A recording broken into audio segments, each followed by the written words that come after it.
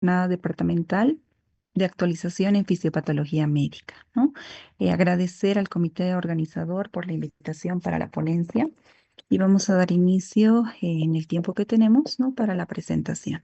Espéreme un momentito, por favor, vamos a regular el audio y vamos a verificar porque las diapositivas ya fueron avanzando. Permíteme un momento. Perfecto, entonces yo creo que vamos a tener que hacerlo así. Ok.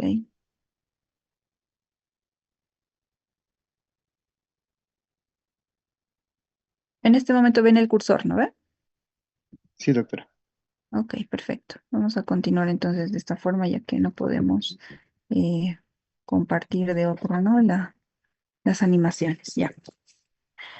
Como les mencionaba entonces, la mayor parte va a estar localizado a nivel intracelular, ¿no? El potasio el 98%. Y el 2% restante va a estar a nivel extracelular, que van a ser las concentraciones que nosotros vamos a medir y que vamos a nosotros conocer, ¿no? Cuando solicitamos los exámenes de laboratorio. Los niveles normales de 3,5 a 5,5, ¿no? Mil equivalentes del litro, ¿no? Que son los niveles normales que se encuentran en el plasma. Por lo tanto, entonces nosotros vamos a tomar en cuenta eso, como vemos en la imagen de abajo, ¿no? 98% localización intracelular y el 2% va a estar a nivel del plasma, ¿no? A nivel extracelular. Entonces nosotros también tenemos que recordar las funciones del potasio como tal, ¿no? Para nosotros va a ser importante recordar que el potasio va a desempeñar un papel muy importante en la regulación de varias funciones celulares, ¿no? Como por ejemplo la síntesis de proteínas, de glucógeno, la regulación del volumen celular también y del pH intracelular y también de diferentes actividades de enzimas.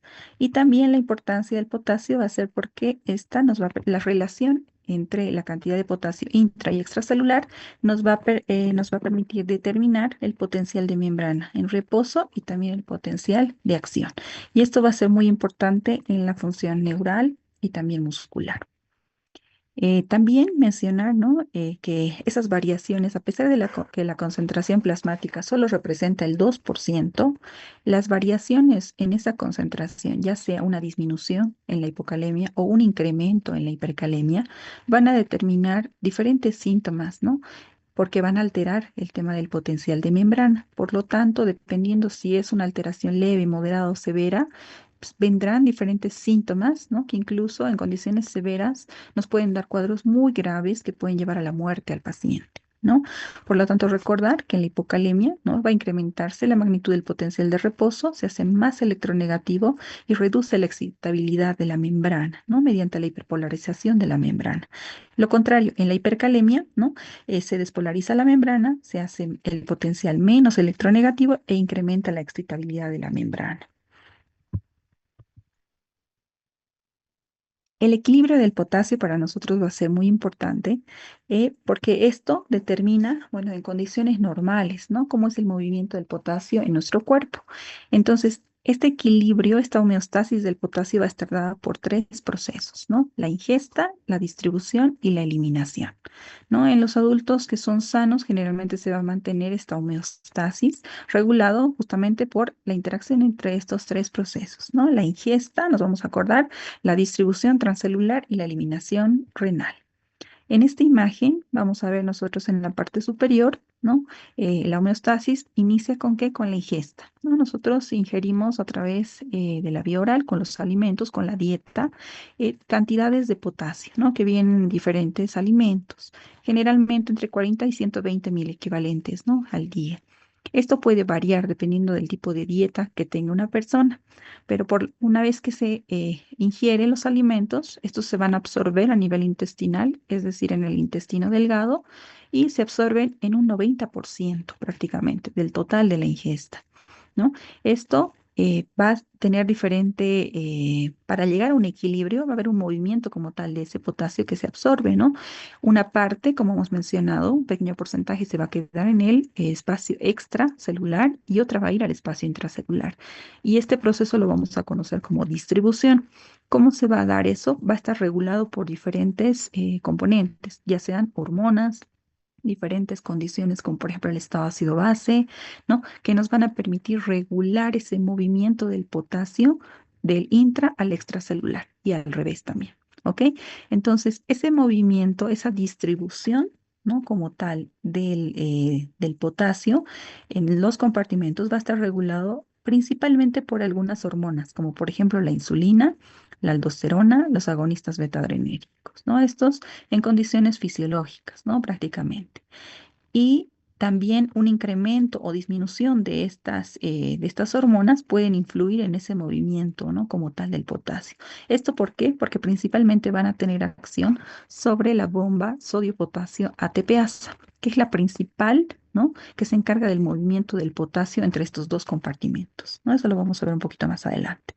Por lo tanto, hasta aquí, ¿no? Después de la absorción, para la distribución entre los compartimentos va a existir, ¿no? Diferentes componentes que nos van a ayudar a ese movimiento del potasio entre ambos compartimentos. Ahora, la eliminación va a ser muy importante para poder también regular y mantener este equilibrio, ¿no? Y la eliminación en su mayor porcentaje, el 80% va a ser a nivel renal, ¿no? El 15% restante va a ser a nivel gastrointestinal y el 5% va a ser a través del sudor. Entonces, la mayor parte de la eliminación del potasio va a ser a nivel renal y también va a estar regulado por diferentes componentes. Entre los más relevantes podemos mencionar a la aldosterona y la vasopresina, ¿no? Por lo tanto, a pesar de que un paciente, ¿no? En condiciones normales ingiera gran cantidad de potasio, esto vamos a ver que hay una absorción, va a haber una distribución que dependiendo de los niveles del líquido extracelular, ¿no? Va a haber una influencia o estímulo o inhibición de las diferentes hormonas que van a permitir que haya un movimiento del potasio, ¿no? Entre ambos compartimientos y el resto vamos a ver que se va a eliminar. Gran parte de la ingesta se va a terminar eliminando a nivel renal y esto va a generar, ¿no? Que haya un equilibrio, que se mantenga esa homeostasis del potasio en nuestro cuerpo. Es importante conocer esto porque cuando existen alteraciones en estos diferentes puntos, ya sea en la ingesta, en la distribución o en la eliminación, se van a generar los trastornos, ¿no? Ya sea la hipocalemia, la hipercalemia. ¿Ok? Vamos a ir mencionando eso más adelante. En esta imagen, en la siguiente diapositiva, podemos ver, ¿no? Cómo la importancia como tal de la bomba sodio-potasio ATPasa, ¿no? Esta bomba se encuentra en la membrana celular de diferentes células, ¿no? Y se va a encargar del movimiento del potasio hacia el interior de la célula, ¿no? Tiene una relación 2-3, ¿no? Salen 3 moléculas de sodio e ingresan 2 de potasio al interior de la célula. Esta bomba sodio-potasio ATPasa tiene una vital importancia en el movimiento del potasio, mencionamos, porque va a estar influenciada por diferentes factores. Entre ellos, como habíamos mencionado, importantes en condición fisiológica va a ser la insulina. La insulina que hace estimula la actividad de la bomba sodio-potasio ATPasa, por lo tanto, estimula el movimiento del potasio a nivel intracelular, ¿no? También sobre esta bomba sodio-potasio ATPasa va a tener acción las catecolaminas beta-adrenérgicas, las cuales también estimulan la actividad de la bomba, por lo tanto, mueven el potasio a nivel intracelular. Ahora, esto de la acción de la insulina, de las catecolaminas, va a tener una relación también, ¿no? Directa con las concentraciones de potasio que se encuentran a nivel extracelular, es decir, en el plasma, las cuales cuando se encuentran dentro de valores normales, ¿no? Van a tratar de mantener el equilibrio, pero, por ejemplo, si encontramos niveles elevados, ¿no? De potasio a nivel extracelular, esto va a ser un estímulo positivo, ¿no? Para más producción de insulina, para que esto estimule la bomba sodio-potasio ATPasa, para que mueva el potasio del espacio extracelular al espacio intracelular, estimulando la bomba sodio-potasio ATPasa, ¿no? Y lo contrario, cuando existen niveles bajos, esto inhibe, ¿no? La actividad de la insulina para que un poco inhiba, ¿no? Disminuya la actividad de la bomba sodio-potasio ATPasa para que no haya un movimiento del potasio hacia el espacio intracelular, ¿no? Para que se detenga ese movimiento y se pueda mantener en el extracelular. Son mecanismos también, ¿no? De compensación que se van a presentar para tratar de mantener el equilibrio, ¿no? Otras hormonas, o pueden ser también fármacos, van a ser las catecolaminas, en este caso las beta-adrenérgicas, que también estimulan, ¿no? Esta bomba sodio-potasio ATPasa. Por lo tanto, esas tienen una vital importancia cuando hablamos también de los desequilibrios, ¿no? Al otro lado vemos una imagen donde vemos el túbulo, ¿no? A nivel renal, vemos a nivel el túbulo colector, ¿no? Se ve una imagen de las células principales, ¿no? Vemos la membrana vasolateral, ¿no? Hacia el lado del capilar y la membrana apical hacia la luz tubular. Es importante también recordar, ¿no? Lo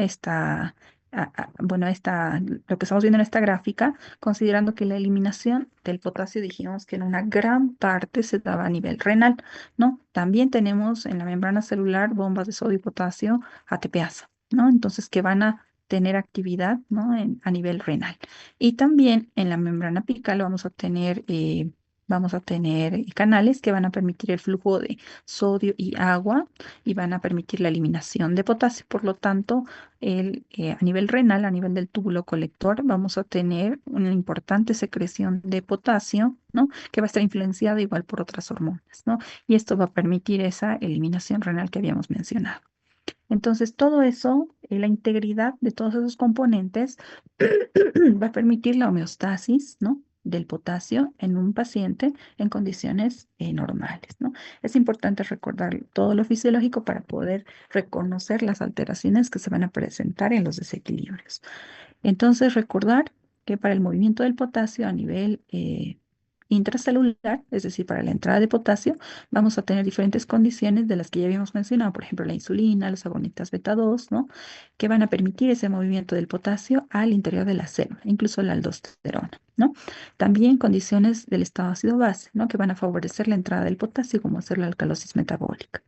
Luego también vamos a ver que el movimiento del potasio hacia fuera de las células, el espacio extracelular, también va a estar influenciado por otros componentes como la acidosis metabólica, la hiperosmolaridad, los agonistas alfa, la lisis celular, incluso el ejercicio extenuante, ¿no? Que esos también van a tener una influencia sobre el movimiento del potasio al espacio extracelular.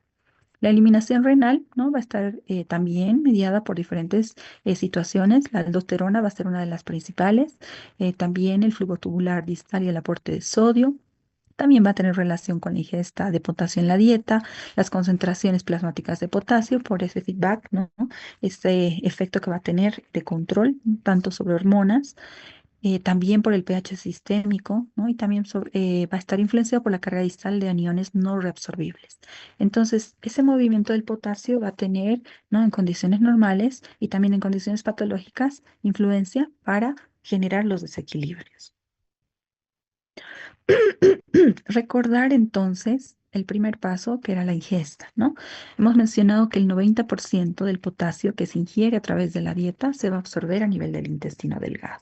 Nosotros generalmente en la dieta occidental tenemos un aporte aproximado, ¿no? De entre 40 a 120 mil equivalentes día, ¿no? Sabemos que existen alimentos que tienen una mayor cantidad de potasio, ¿no? Y estos vienen tanto en frutas, en verduras, en algunas leguminosas, ¿no? Por ejemplo, algunas frutas que tienen mayor cantidad, conocemos como el potasio, el kiwi, algunos vegetales, ¿no? El tema de las espinacas, el tomate, la palta, ¿no? También tenemos otros frutos secos, las nueces, las almendras, el pescado, ¿no? El yogur, la leche. Existen varios alimentos que van a ser ricos en potasio, los cuales van a estar en nuestra dieta y en condiciones normales, a pesar, hemos mencionado de la ingesta que fuera un poquito mayor del requerimiento, no van a generar trastornos como tal porque vamos a tener mecanismos de compensación, tanto en la distribución como en la eliminación. La distribución, ¿no? Lo que habíamos mencionado. Este paso del potasio entre el líquido intra y el extracelular va a estar mediado como una primera línea, habíamos mencionado, por la bomba sodio-potasio ATPasa, ¿no? Este va a ser muy importante, ¿no? Y los que controlen el efecto en esta bomba para regular el movimiento del potasio entre estos dos compartimentos, ¿no? Entonces, en condiciones fisiológicas, importante recordar la insulina, los agonistas beta-adrenérgicos, la aldosterona, ¿no? Como sistemas hormonales y también las alteraciones del equilibrio ácido-base. Además, habíamos mencionado que también las concentraciones de potasio a nivel extracelular van a influir, ¿no? Sobre diferentes hormonas que van a modificar la acción de esta bomba, ¿no? Entonces, para la distribución, no nos olvidemos la importancia de la bomba sodio-potasio ATPasa. Entonces van a existir también factores, tanto agudos como crónicos, ¿no? Que van a alterar o van a generar, ¿no? Van a afectar la distribución del potasio entre estos dos compartimentos. En condiciones agudas, varias de las que ya habíamos mencionado, ¿no? Que van a generar movimiento, ¿no? Sobre el potasio, la insulina, los adrenérgicos, ¿no? Los beta-adrenérgicos, los estados ácido-base, ¿no? Que van a generar cambios, tanto la acidosis como la alcalosis, incluso el daño celular, la hiperosmolaridad, etcétera. En el tema crónico también van a tener efecto, ¿no? Sobre esta bomba sodio-potasio TPasa, el influjo de la tiroides, el efecto de la tiroides, los esteroides suprarrenales, también el ejercicio y condiciones patológicas como la diabetes, ¿no? La deficiencia como tal de potasio, la insuficiencia renal crónica, ¿no? Entonces van a haber diferentes condiciones, tanto fisiológicas y patológicas, que pueden influenciar sobre la actividad de la bomba. En relación al movimiento, entonces, a la distribución, la insulina habíamos mencionado que era el factor principal que tenía efecto sobre la activación de la bomba sodio-potasio ATPasa, ¿no? Entonces, en condición fisiológica, la insulina tiene un papel principal, ¿no? En el movimiento del potasio a nivel intracelular, ¿no? Concentraciones elevadas de potasio, habíamos mencionado, ¿no? Que aumentaban la cantidad de insulina y facilitaban la captación, ¿no? El ingreso del potasio a nivel intracelular. Esto en particular en diferentes células, ya sean musculares, ¿no? Cardíacas, esqueléticas o en las células del tejido adiposo o en el hígado, ¿no? Entonces, esto, que es un conocimiento fisiológico, también repercute, ¿no? En la fisiopatología y también nos sirve en los principios del tratamiento, ¿no? Por eso, en ciertas condiciones, ¿no? Nosotros usamos en parte del tratamiento el efecto que tiene la insulina, ¿no? Luego la actividad adrenérgica, que dijimos la beta adrenérgica, que también tiene efecto sobre la bomba sodio-potasio ATPasa, ¿no? Que va a generar estímulo de esta bomba, ¿no? Activa para que haya más movimiento del potasio a nivel intracelular, especialmente a nivel del músculo y a nivel del hígado, ¿no?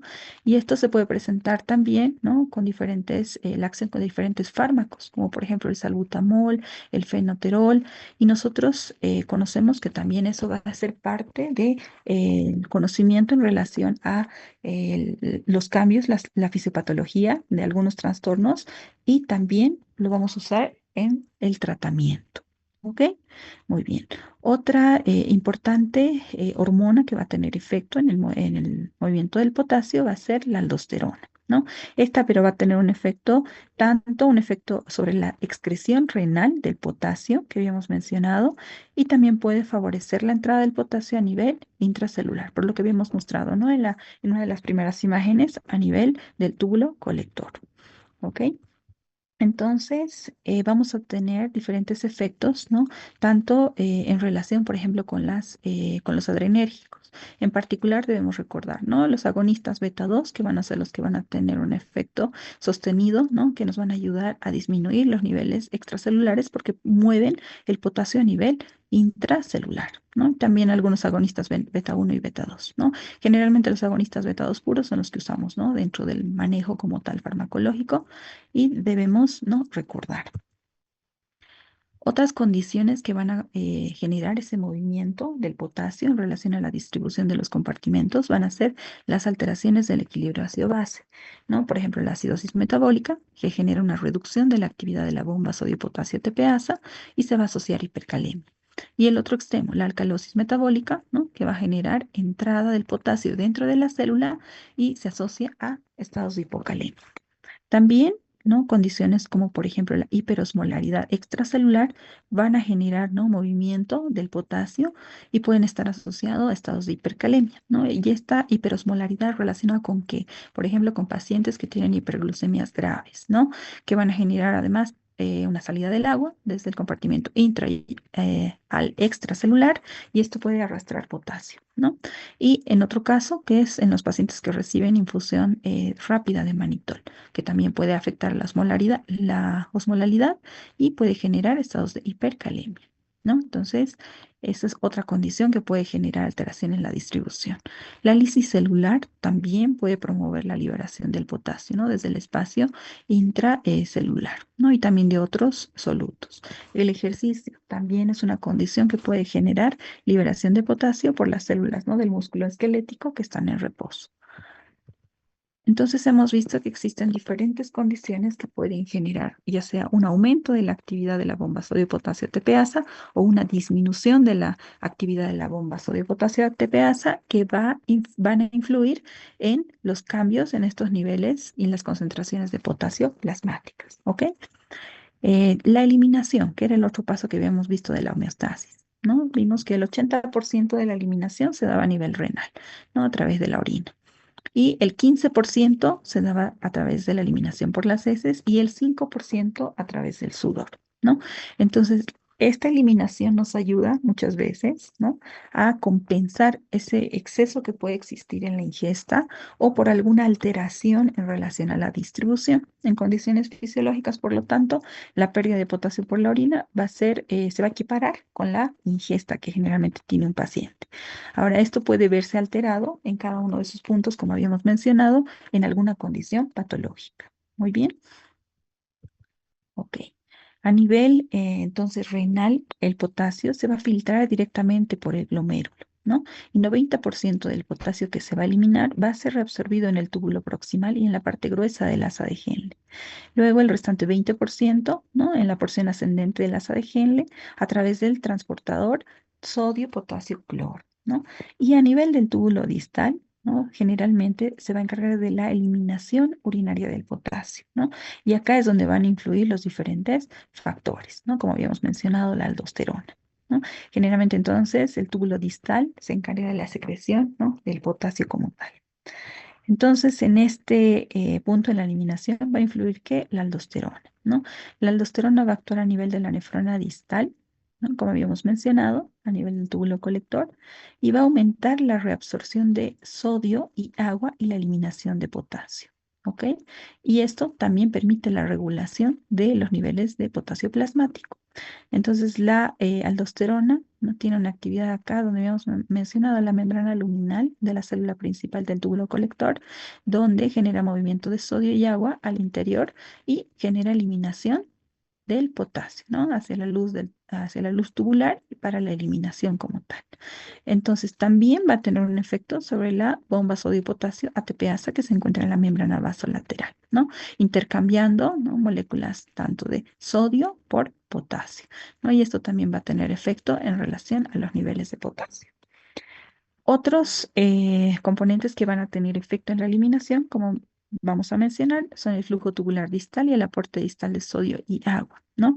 Existe en algunos casos, ¿no? Puede ser el uso de diuréticos, diferentes condiciones donde va a haber un aumento de la cantidad de sodio en el túbulo distal, ¿no? Y esto va a incrementar la absorción. Y generalmente el sodio, ¿no? Viene con el movimiento también del agua, ¿no? Y esto puede generar, como habíamos visto en la imagen previa, un incremento de la absorción de sodio, agua y mayor eliminación de potasio, ¿no? Existen diferentes canales de potasio, como hemos visto en la imagen previa, ¿no? Estos son diferentes canales de potasio, ¿no? El INAC, el ROM, el BK, son canales diferentes que van a encargarse de ese movimiento, ¿no? A nivel de la membrana luminal. Además, también va a tener influencia la eliminación renal con los niveles, con la concentración de potasio plasmático, ¿no? Este es un mecanismo complejo que no está tan completamente descrito, donde habíamos visto, ¿no? Que los niveles elevados en sangre de potasio van a generar un aumento de la secreción de aldosterona y también de insulina, ¿no? Y por consiguiente van a generar el movimiento del potasio por actividad de la bomba sodio-potasio ATPasa, ¿no? También a ese nivel en la eliminación, la carga distal de aniones no reabsorbibles va a generar, ¿no? Va a estimular la caliuresis y la vasopresina, que también aumenta la eliminación de potasio a nivel del túbulo distal y colector. Entonces hemos visto que en diferentes condiciones, ya sea fisiológicas o patológicas, va a existir un movimiento, ¿no? Del potasio entre el líquido o el espacio intracelular y el extracelular. Además de eso, van a existir también fármacos que influyen en la concentración del potasio, fármacos que van a generar hipocalemia y fármacos que van a generar hipercalemia, ¿no? Y van a tener diferente efecto a diferente nivel de esta homeostasis. En relación a la hipocalemia, Vamos a recordar que la hipocalemia se define como una concentración plasmática de potasio menor a 3,5. Habíamos dicho que lo normal era de 3,5 a 5,5 mil equivalentes litro. ¿Ok? Entonces, cuando está menor a 3,5, nosotros ya lo conocemos como hipocalemia. Existe una clasificación, ¿no?, de la hipocalemia que nos dice una clasificación leve, un grupo leve, moderado, severo, ¿no? Leve lo consideramos de 3 a 3,5 mil equivalentes litro. Moderado de 2,5 a 3 mil equivalentes litro. Y severo va a ser menor a 2,5 mil equivalentes litro. La alteración, es decir, la hipocalemia severa, puede estar asociado a trastornos, ¿no? Generalmente manifestaciones cardiovasculares que pueden generar incluso la muerte del paciente, por lo tanto va a ser una emergencia, ¿no? Se deben realizar correcciones y un tratamiento a la brevedad posible para evitar complicaciones mayores en el paciente. Las causas para la hipocalemia van a ser múltiples, ¿no? La etiología entonces para nosotros va a ser muy importante para tratar. Vamos a tratar al paciente, vamos a corregir la hipocalemia, pero necesitamos encontrar la causa, el por qué se ha presentado este trastorno. Entre las causas podemos tener defectos en relación al aporte o pérdidas excesivas, ya sea intra o extracelulares, ¿no? Van a existir diferentes y múltiples causas. Entre ellas, nosotros podemos considerar tres categorías: la hipocalemia por redistribución, la hipocalemia por reducción del potasio corporal y la pseudohipocalemia. También con fines prácticos podemos dividirla en estos tres grupos, ¿no? Para poder recordar mucho mejor: la hipocalemia por reducción de aportes, la hipocalemia por incremento de pérdidas y la hipocalemia por distribución. ¿Ok? Entonces acá vemos una gráfica donde están las múltiples causas, ¿no?, de pacientes que puedan tener hipocalemia, y generalmente, ¿qué vamos a ver afectado? La ingesta, ¿no? Que para que exista hipocalemia va a haber una disminución de la ingesta. Vamos a ver afectado la redistribución intracelular, ¿no?, por diferentes factores, y vamos a ver afectada las pérdidas, la eliminación, es decir, un incremento de la eliminación del potasio, ¿no? Lo que habíamos visto de la homeostasis, ¿no? La ingesta, la distribución y la eliminación, pues se ve afectada. Para que exista hipocalemia, disminuye la ingesta, hay una redistribución intracelular o hay un incremento de las pérdidas. Entonces, con esa finalidad vamos a ir revisando la fisiopatología, ¿no? La hipocalemia por reducción de aportes, la hipocalemia por incremento de pérdidas y la hipocalemia por distribución. Vamos a revisar entonces primero la hipocalemia por reducción de aportes, ¿no? Esto, ¿qué vamos a ver afectado? La ingesta. Ya habíamos mencionado que la ingesta normal era de 40 a 120 mil equivalentes día, ¿no? Que esto venía en los diferentes alimentos, en una dieta normal. Entonces, la mayoría, a pesar de que la ingesta fuera excesiva, dijimos que se va a compensar, se va a llegar a un equilibrio a través de una buena distribución entre los compartimentos intra y extracelular y una eliminación, porque la mayoría va a ser eliminada, ¿no?, por vía renal, un 80%. Entonces, generalmente, a pesar de que exista una ingesta aumentada, va a haber una eliminación también incrementada y va a generarse equilibrio. Ahora, ¿cuándo se rompe, cuándo se pierde ese equilibrio? Cuando existe, ¿no?, una disminución como tal, una reducción del aporte como tal en en la dieta, ¿no? ¿Y esto en qué condiciones se pueden presentar? En pacientes que tengan desnutrición, una importante desnutrición calórico-proteica, ¿no? En pacientes que tengan condiciones como la anorexia, ¿no? Pero estas condiciones han tenido que ser condiciones crónicas, no solamente condiciones, ¿no?, de pocos días o de pocas horas que puedan generar el trastorno, ¿no? Que condiciones crónicas. Por lo general, cuando existe una reducción en el aporte, en la ingesta, también existe una reducción en la eliminación. El cuerpo trata de mantener el equilibrio, entonces al principio, si reduce la ingesta, reduce la eliminación, pero hay condiciones en las que de forma crónica, ¿no?, genera alteraciones como la desnutrición, y estas sí van a estar, ¿no?, van a presentarse con diferentes niveles de hipocalemia. Ahora, esto a veces no suele encontrarse solo, ¿no? Estos pacientes que tienen disminución de la ingesta a veces están asociados a otro tipo de mecanismo más, como por ejemplo pacientes que han tenido un aumento de las pérdidas, por decir, por náusea, vómito o alguna otra situación. Entonces no suele ir sola, ¿no?, en la presencia de la hipocalemia por esta causa, pero en condiciones crónicas sí, ¿no? Podemos detectar que puede ser esa la causa. Luego, la hipocalemia o la hipopotasemia por distribución. Acá nosotros vamos a ver que va a existir una mayor entrada, ¿no?, del potasio hacia la célula. Acá vemos una imagen donde esto representa, el compartimento rosado representa al espacio intracelular, donde tenemos los niveles de potasio que son, como dijimos, ¿no ve? El 98%. Y el compartimento extracelular lo representa el color verde, donde está lo que nosotros conocemos a nivel plasmático, ¿no? Los niveles de potasio plasmáticos que son el 2%. Entonces dijimos que tiene una gran importancia el movimiento del potasio, la bomba sodio-potasio ATPasa, ¿no? Que mueve hacia el interior de la célula dos moléculas de potasio y salen tres de sodio. Hemos dicho que para la actividad de esta bomba influyen diferentes hormonas, diferentes condiciones incluso, ¿no?, que van a ser las principales para el movimiento del potasio. También hay otros canales como tal de potasio y hay otros transportadores, ¿no? El protón potasio, que van a tener igual influencia para su actividad mediada por otras condiciones. Entonces, la principal en relación a la distribución, en este caso, el efecto sobre la bomba sodio-potasio TPasa. Un exceso de insulina va a generar actividad, mayor estímulo de la actividad de la bomba sodio-potasio TPasa, por lo tanto va a mover potasio al intracelular, generando disminución de los niveles a nivel extracelular. Entonces, en pacientes, ¿no?, que están con el tema del uso de insulina o un exceso de insulina, puede haber un movimiento del potasio del extracelular al intracelular, generando hipocalemia. Pacientes que usan fármacos beta-adrenérgicos, mencionamos, ¿no? El salbutamol, mencionamos la terbutalina, algunos pacientes que usan esa medicación por condiciones respiratorias, por condiciones que requieren el uso del fármaco, que pueden también, ¿no?, activar la actividad de la bomba sodio-potasio TPasa y generar también hipocalemia, ¿no?, con ese uso crónico. Otras condiciones, ¿no?, como la hipotermia, la intoxicación por cloroquina, también, ¿no?, se describen como un estímulo. Luego, condiciones también frecuentes que se presentan como la alcalosis, ¿no?, que es la alteración del equilibrio ácido-base, que van a estimular la actividad del cotransportador de hidrogenio potasio, que mueve el potasio a nivel intracelular. Entonces, la alcalosis también, ¿no?, suele estar asociada a estados de hipocalemia, ¿no? Y el efecto sobre estos canales de potasio que puede darse más que todo inhibiendo esta actividad, ¿no?, del movimiento del potasio a nivel extracelular, que se puede dar en condiciones descritas, ¿no?, en la literatura como intoxicaciones por bario y cesio, ¿no?, menos frecuentemente vistas en la práctica clínica.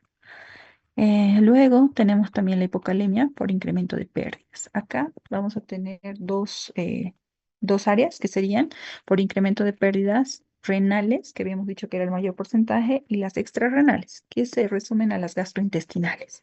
Entonces, cuando hay hipocalemia por aumento o incremento de las pérdidas, principalmente van a ser por los vómitos o por la diarrea, ¿no?, que van a generar un aumento de la pérdida. El vómito se va a asociar a alcalosis metabólica, que ya habíamos visto que también tiene efecto sobre los diferentes mecanismos para el movimiento del potasio y también va a generar mayor liberación de aldosterona. Y en el caso de la diarrea, recordemos que el 15% del potasio se eliminaba a nivel gastrointestinal, ¿no?, por las heces. Entonces, cuando existe un aumento, ¿no?, de la frecuencia, ¿no?, de la diarrea y es algo significativo por bastante tiempo, incluso en cuadros crónicos, se evidencian alteraciones como tal, como la hipocalemia en estos pacientes, ¿no?, con cuadros diarreicos crónicos. También en pacientes que usan laxantes o en pacientes que tienen un tema de sudoración profusa, que no ha habido, digamos, asociado al ejercicio y que no ha habido reposición como tal de electrolitos, ¿no? Luego tenemos la hipocalemia por incremento de las pérdidas, pero renales, ¿no?, que estas son las más significativas porque es el mayor porcentaje de la eliminación, ¿no? ¿En qué casos existe mayor eliminación de potasio que puede generar hipocalemia? En pacientes que tienen un aumento del eje renina-angiotensina-aldosterona, como condiciones, el hiperaldosteronismo, ya sea primario o secundario, que habíamos dicho, ¿no?, que tiene su efecto a nivel del túbulo colector, ¿no?, sobre las células principales y genera un intercambio del sodio y potasio, ¿no? Genera, ¿no?, eliminación y la secreción de potasio aumenta. Entonces, esto puede generar aumento y más pérdida de potasio a nivel del túbulo colector. Luego, a nivel renal, mayor aporte distal de agua y sodio, que habíamos mencionado que se puede presentar en qué condiciones, el uso de diuréticos, ¿no? Diuréticos de diferente tipo, diuréticos de asa, diuréticos tiacídicos, los inhibidores de la hidrasa carbónica, ¿no?, que van a generar que exista mayor cantidad de sodio y agua a nivel lumen a nivel tubular, y esto a nivel del túbulo colector va a generar, ¿no?, más reabsorción de sodio y agua y eliminación de potasio. Entonces, los diuréticos también son, ¿no?, una causa frecuente de hipocalemia. La cetoacidosis diabética también, la poliuria, ¿no?, la pérdida de bicarbonato, la alcalosis metabólica también, ¿no?, que tiene efecto a ese nivel por el movimiento de agua y sodio. También el aumento de la permeabilidad que se puede generar a nivel de la membrana luminal de las células principales generado por fármacos como la anfotericina B o condiciones como la hipomagnesemia, ¿no? Que la hipomagnesemia también va a contribuir a la presencia de hipocalemia. Entonces, todo esto va a tener consecuencias a nivel de los diferentes aparatos. Principalmente hemos mencionado a nivel muscular y a nivel cardíaco. La hipocalemia entonces va a ser un factor de riesgo, ¿no?, que está bastante descrito y se presenta en la práctica clínica de arritmias, tanto arritmias ventriculares como arritmias auriculares, ¿no? Y los pacientes van a llegar con síntomas, ¿no?, relacionados a esos cuadros. Y nosotros buscamos las causas y muchas veces dentro del estudio encontramos, ¿no?, al desequilibrio como tal. Generalmente se van a asociar a alteraciones electrocardiográficas y esto depende mucho de los niveles, ya sea una hipocalemia leve, moderada o severa, ¿no? Generalmente, ¿no?, los pacientes con hipocalemia también suelen, ¿no?, acompañarse de hipomagnesemia y vamos a ver, ¿no?, las alteraciones electrocardiográficas que pueden presentarse, ¿no? A nivel muscular, la hipocalemia también genera hiperpolarización, lo que va a afectar la capacidad de despolarizarse y contraerse, ¿no?, al músculo. Por lo tanto, el paciente que puede tener debilidad o parálisis. Existen pacientes que han llegado incluso, ¿no?, que el diagnóstico diferencial era con síndrome de Guillain-Barré porque el paciente no podía movilizar extremidades, ¿no? Extremidades inferiores, superiores. Había una importante debilidad, una parálisis como tal, ¿no? Y esto estaba asociado a cuadros de ¿qué? De hipocalemia severa, ¿no? Las manifestaciones electrocardiográficas, ¿no?, frecuentemente se encuentran en qué situaciones, ¿no? En hipocalemias moderadas y severas, ¿no? Generalmente en las leves no son muy frecuentes, pero también tenemos nosotros que documentar realizando un electrocardiograma al paciente. Entonces, ¿qué podemos encontrar? Prolongación de los complejos QRS, podemos encontrar depresión del segmento ST, ¿no? Podemos encontrar aplanamiento de las ondas T, la presencia de las ondas T negativas, la aparición de las ondas U, ¿no?, que pueden ser de diferente tamaño, primero pequeñas y luego de mayor tamaño. Los intervalos QT aparentan prolongados, pero es por el efecto, ¿no?, que tiene la inversión de la onda T y la onda U. Y se pueden asociar también a arritmias ventriculares, ¿no?, como ser taquicardia ventricular o fibrilación ventricular. Entonces, dependiendo si es moderada o severa, se evidenciarán, ¿no?, las alteraciones un poco más marcadas, ¿no?, mientras mayor gravedad tenga el paciente, ¿no? Como vemos en la imagen de arriba, ¿no?, se evidencia, ¿no?, descenso del segmento ST, hay un aplanamiento de la onda T, aparece la onda U, que está con una flechita amarilla, ¿no? Y en la imagen de abajo se ve mucho más evidente el descenso del segmento ST, la onda T es negativa, ¿no? Y ya está prominente la onda U, ¿no? En las imágenes de abajo, diferentes formas de presentación de las arritmias ventriculares. Y el hecho de ver estas arritmias ventriculares muchas veces es un predictor de que el paciente puede hacer un paro cardíaco en cualquier momento. Por lo tanto, la corrección de la hipocalemia, ¿no?, especialmente si es una condición grave, ¿no?, debe ser a la brevedad, ¿no? Es una condición que debe realizarse a la brevedad posible. La hipercalemia es el otro trastorno, no es el otro extremo. Recordar que se va a definir como una concentración plasmática de potasio mayor a 5,5 equivalentes litro y vamos a tener también grados, leve, moderada, severa, ¿no?, según la CADIGO. Algunos de los libros generan que el nivel es 5, ¿no? Algunos nos reportan 5,5, ¿no? Manejamos por encima de eso la hipercalemia. Entonces, leve desde 5,5 hasta 6, moderada de 6,1 a 6,5 y una hipercalemia grave mayor a 6,5. Ahora, también influye si hay alteraciones electrocardiográficas o no hay alteraciones electrocardiográficas, ¿no?, para considerar también la gravedad. Por eso es importante en los pacientes donde se evidencia clínica, ¿no?, asociada a este trastorno y también alteraciones electrocardiográficas, debe solicitarse, ¿no?, de forma inmediata, ¿no?, al paciente un electrocardiograma y debe hacerse una corrección inmediata, porque esta sí es una emergencia médica que igual, ¿no?, que la hipocalemia severa puede asociarse a arritmias ventriculares y la muerte del paciente. ¿Ok? Entonces, entre las causas que tenemos para la hipercalemia, vamos a tener igual múltiples, ¿no?, que van a estar asociadas a qué? a la ingesta, en este caso un aporte excesivo de potasio, pero en presencia de condiciones que sean ya patológicas, ¿no? Que estén relacionadas con alguna de las otras causas, porque habíamos mencionado que si el paciente consume un mayor aporte de potasio, el cuerpo llega al equilibrio mediante la distribución y la eliminación. Pero, por ejemplo, si se trata de un paciente con insuficiencia renal crónica, esto puede precipitar, además que existen otras causas para la hipercalemia, sumarle el aporte excesivo puede generar, ¿no? El paciente como la hipercalemia o una hipercalemia severa, ¿no? Entonces, por sí sola, el aporte excesivo de potasio no es una causa como tal, a menos que exista una condición patológica adicional, ¿ok? También hay causas de pseudo hipercalemia, ¿no? Como por ejemplo una toma de muestra por una venopunción, una muestra hemolizada, ¿no? El paciente que tenga trombocitosis, que recibe una transfusión sanguínea, ¿no? Que pueden no confundirnos, ¿no? Con una alteración, pero no son reales, una pseudo hipercalemia, ¿no? Entonces, entre las causas para ver la fisiopatología, para hacerlo más práctico, vamos a ver dos grupos. La hipercalemia por disminución de la eliminación, es decir, de la excreción renal, y la hipercalemia por mayor salida de las células, ¿no? Mayor salida del potasio de las células. Esto para poder tener un poquito más ordenado, ¿no? El tema de las causas, porque son muchas causas que nos pueden llevar a esta condición. Entonces, la hipercalemia por mayor salida de potasio de las células, ¿no? Vamos a evidenciar la misma imagen previa, ¿no? El espacio intracelular es el rosado y el extracelular es el verde, ¿no? Entonces, se presenta hipercalemia porque existe una mayor presencia del potasio fuera de las células. Y esto se puede dar porque hemos dicho que el principal encargado del movimiento del potasio va a ser la bomba sodio-potasio TPasa.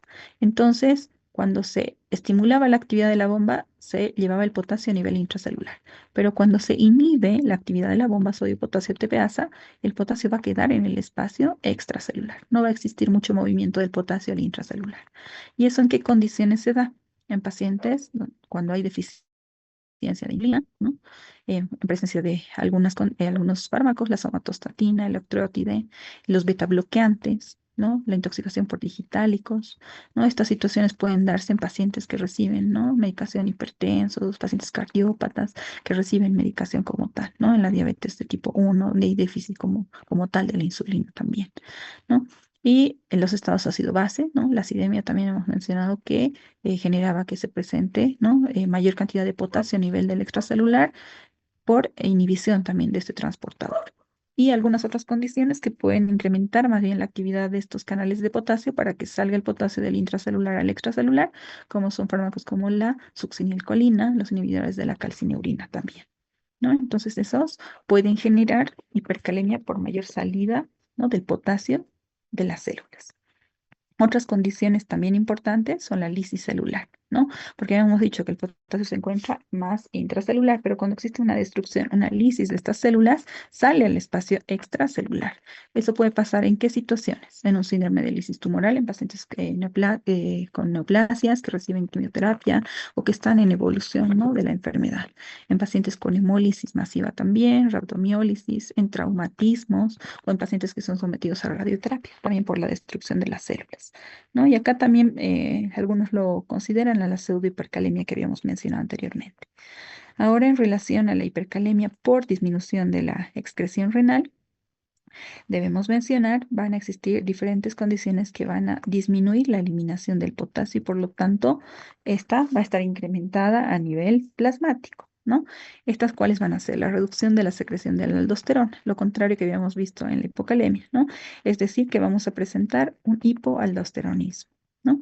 Luego, la resistencia a la aldosterona. Esto que se puede dar por algunos fármacos que son usados frecuentemente, como son los diuréticos ahorradores de potasio, o alguna condición genética, ¿no? Que genere resistencia a la aldosterona. Luego, la disminución de la volemia, que esta es una causa frecuente, ¿no? En cualquier condición de hipovolemia, ya sea un tema hemorrágico o algunas otras condiciones como deshidratación severa, etcétera. Cuadros de insuficiencia cardíaca, ¿no? Insuficiencia hepática, etcétera. Y principalmente en pacientes que tienen afectación de la función renal, ¿no? Estos son de las principales causas que van a llevar a la disminución de la eliminación del potasio, la enfermedad renal aguda y crónica, ¿no? En los cuales se ve afectado totalmente, ¿no? El tema del movimiento del potasio, y es decir, la eliminación como tal, la secreción de potasio. Entonces, las consecuencias de este estado de la hipercalemia van a repercutir también en músculo y corazón, ¿no? La hipercalemia va a ser una emergencia médica, ya hemos mencionado anteriormente, por esos efectos a nivel cardíaco. Vamos a ver que estos aumentos, ya sean leve, moderado o severo, van a tener un diferente efecto, pero también se van a manifestar con alteraciones electrocardiográficas, ¿no? Estos aumentos pueden afectar la fase de repolarización del potencial de acción cardíaco, ¿no? Por lo tanto, vamos a ver en el electrocardiograma varias alteraciones, ¿no?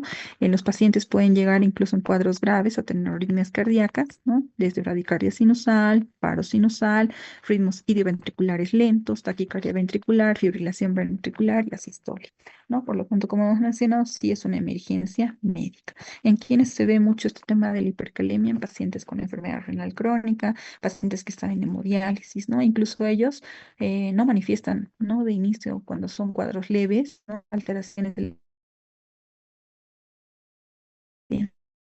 eh, bien,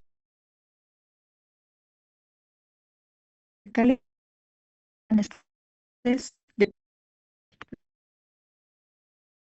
pelo, de un electrocardiograma normal, ¿no? La onda P, el complejo QRS, la onda T. En la hipercalemia, ya sea leve, moderada o severa, podemos evidenciar, ¿no? Desde, por ejemplo, en una hipercalemia leve, la presencia de unas ondas T altas, picudas, ¿no? Que tienen generalmente una base estrecha, ¿no? Como única manifestación en una hipercalemia leve, ¿no? Ondas T picudas altas, ¿no? En una hipercalemia moderada podemos evidenciar lo mismo, la presencia de ondas T picudas altas. También podemos evidenciar el aplanamiento de la onda P, ¿no? Ensanchamiento y aplanamiento de la onda P, ¿no? Esto en una hipercalemia moderada. Incluso se puede, puede ser esto muy leve, ¿no? Evidenciado en el paciente. Luego, en una hipercalemia grave, generalmente ya se evidencia, además de las ondas T picudas, elevadas, el aplanamiento de la onda P o la desaparición de la onda P, el intervalo PR está incrementado, el complejo QRS se ensancha y también suele haber depresión del segmento ST, ¿no? En esta rama ascendente. Y además de esta condición que puede manifestarse, pueden presentarse las arritmias ventriculares que mencionamos, como era la fibrilación ventricular, la taquicardia ventricular, que son arritmias, ¿no? Que pueden estar relacionadas y están generalmente presentes en pacientes que pueden hacer un paro cardíaco, ¿no? En cualquier momento. Entonces nosotros tenemos que tener cuidado y reconocer estas manifestaciones. Cuando tenemos pacientes que tienen síntomas, que tienen diferentes alteraciones y tienen datos clínicos, nosotros solicitamos el tema de los laboratorios, nosotros corroboramos, ¿no? Clasificamos tanto la hipo, la hipercalemia y se debe realizar la corrección porque son emergencias médicas, especialmente, ¿no? Como hemos visto, la hipocalemia severa y la hipercalemia, ¿no? Cualquier grado de hipercalemia puede venir con manifestaciones como tal cardiovasculares que puedan llevar a la muerte del paciente si no se corrige. ¿Ok? Entonces tenemos que tener precaución. Además, ¿no? Este tema es muy bonito, muy amplio en relación a que al resto de la clínica que puedan presentar los pacientes, a cómo se realiza el diagnóstico, cómo hacemos el tema del tratamiento de la hipocalemia, cómo hacemos el tratamiento de la hipercalemia, pero las bases, ¿no? Van a estar siempre relacionadas con la búsqueda de la causa, ¿no? Nosotros identificamos si el paciente consume un determinado fármaco, el paciente está en acidosis o el paciente está con alguna otra, está con uso de diuréticos o hay pérdidas, ¿no? Dependiendo de lo que estemos nosotros considerando y se realiza la corrección, el manejo de la emergencia como tal y la corrección de la causa, ¿no? Para poder compensar a nuestros pacientes. Incluso en algunos cuadros crónicos se llega a diagnósticos, ¿no? Relacionados, por ejemplo, ¿no? Con alteraciones de la aldosterona, ¿no? Alteraciones o déficit como tal, ¿no? Que se presentan. Entonces es muy bonito, muy interesante el tema como tal. Y bueno, con la finalidad que teníamos del simposio, hemos llegado hasta este punto. Eh, Muchas gracias por el tiempo de todos los participantes. Vamos a despedirnos con esta frase.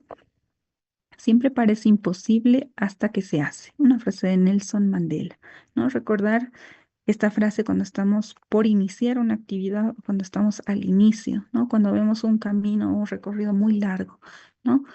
Muchas veces consideramos algo imposible, pero cuando ya estamos en el curso, cuando lo realizamos, vemos atrás y vemos, ¿no? El avance, ¿no? Que hemos tenido y siempre eso va a ser una retroalimentación para nosotros, ¿no? Para ver hacia adelante y continuar con el esfuerzo para cualquier actividad que realicemos, ¿no? Y todas estas actividades que hacen en relación a la revisión de temas y demás, contribuyen mucho, ¿no? Con el aprendizaje, la formación y la iniciativa, ¿no? Que tienen desde diferentes áreas. Muchas gracias. Entonces, con eso hemos concluido.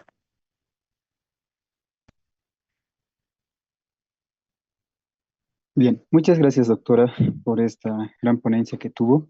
Agradecemos de antemano por el comité organizador de esta jornada departamental y que sea hasta otra oportunidad, doctora. Muchas gracias. Gracias, Henry. Hasta luego. Hasta luego, doctora. Bien, dando continuidad a la sexta ponencia del día de hoy, vamos a hablar ahora del manejo de las soluciones y su aplicación clínica en el desequilibrio hidroelectrolítico a cargo del doctor Bismarck Raúl Ibáñez Velasco. El doctor es un especialista en medicina crítica y en terapia intensiva. Doctor, muy buenas tardes. Tiene la palabra.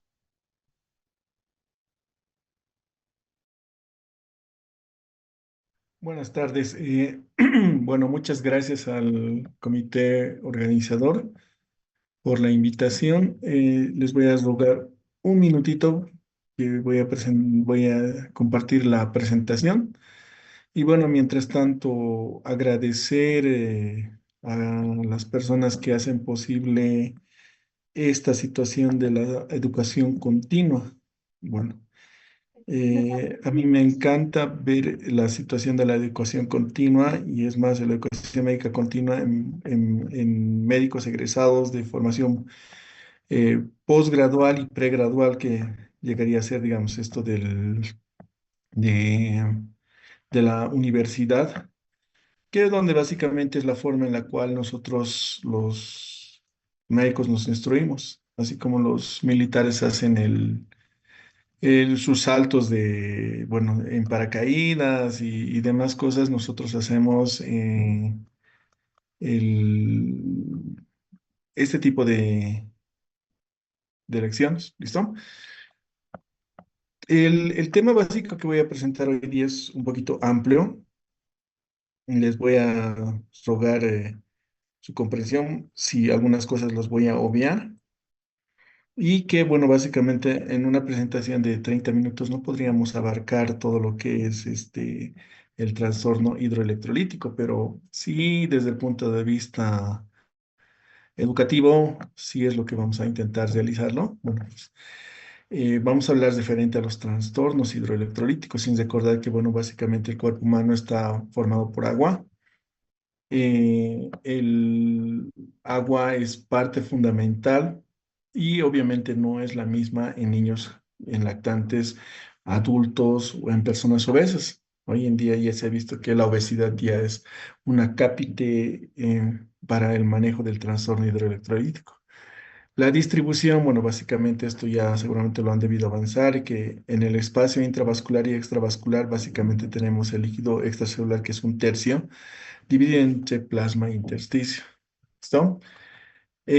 ¿Dónde parten los problemas? Bueno, básicamente parten los problemas en entender esto de la ósmosis, que básicamente la ósmosis es el movimiento de agua de una superficie de menor concentración a una de mayor concentración, donde básicamente este movimiento de agua va a hacer que existan osmoles efectivos, es decir, va a haber afectación de los electrolitos que van a hacer mucha mayor repercusión sobre el cuerpo humano que otras que no lo van a hacer, por ejemplo. Fíjense que si tenemos los dos moléculas osmóticamente activas son el sodio en el extracelular o intravascular y en el intracelular el potasio. Entonces, lastimosamente ambas son osmóticamente activas y son las que van a mantener el tono, la tonacidad. Y que todas estas, como el bicarbonato, el magnesio, el cloro, potasio, glucosa, urea, no van a generar ningún tipo de repercusión importante sobre la tonicidad y el movimiento de los líquidos. Es por eso que cuando nosotros tenemos una hiperglicemia, por ejemplo, en un paciente con una cetoacidosis diabética, el paciente se deshidrata y bueno, pues ahí acaba todo. Pero mientras tanto, si tenemos una afectación de lo que es el sodio, los cambios van a ser bien bruscos, importantes y se van a dar los trastornos hidroelectrolíticos. Entonces, Hablando un poquito de qué son las hormonas, perdón, las moléculas osmóticamente activas, aquí estamos viendo qué es la osmosis o osmosis efectiva, que nosotros si incrementamos el número de partículas osmóticamente activas. Entonces, ¿qué es lo que va a hacer el agua? Va a ir de un compartimiento de menor concentración a una mayor concentración. Eso lo hacemos a diario cuando utilizamos las soluciones hipertónicas como el manitol y como las soluciones hipertónicas en el TEC. Sabemos que, bueno, básicamente dentro de lo que es los diferentes electrolitos, los más importantes, en el extracelular es el sodio y en el intracelular es el potasio. Y son los que básicamente van a marcar este movimiento, el movimiento del agua dentro de lo que son los diferentes compartimentos intracelulares e intravasculares van a ser muy dinámicos y que en el único lugar donde va a haber cierta restricción va a ser entre el intersticio y el intracelular.